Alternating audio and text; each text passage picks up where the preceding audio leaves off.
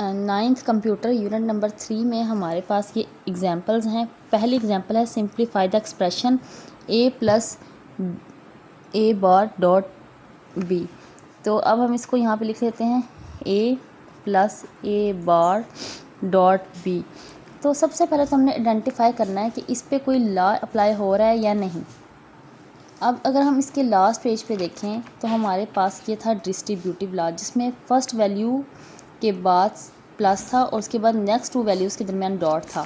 तो ये देखें फर्स्ट वैल्यू के बाद प्लस है, नेक्स्ट टू वैल्यूज़ कोई भी हों, यहाँ पे बेशक ए बार है उसमें B plus B dot C था और यहाँ पे ए बार डॉट बी है, लेकिन सेकंड जो वैल्यू है ये दोनों इन दो वैल्यूज़ के दरमियान डॉट है और पहली वैल्यू के बाद प्लस है। तो ये हमारे पास कौन सा लॉ है? डिस्ट्रीब्यूटिव लॉ का ये सेकंड वाला।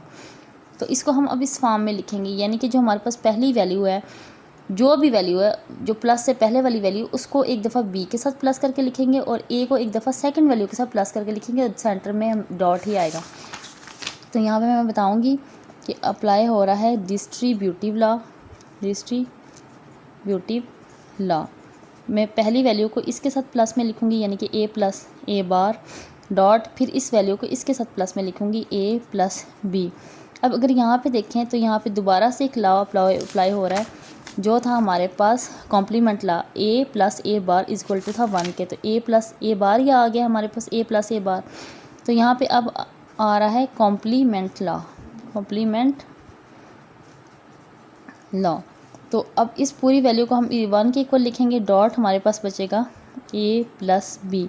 डॉट का मतलब यहाँ पे है मल्टीप्लाई, 1 को हम ए प्लस बी से मल्टीप्लाई कर भी लें तो ए प्लस बी ही आएगा, इसलिए हमारी इस एग्जांपल में ए प्लस बी आया है।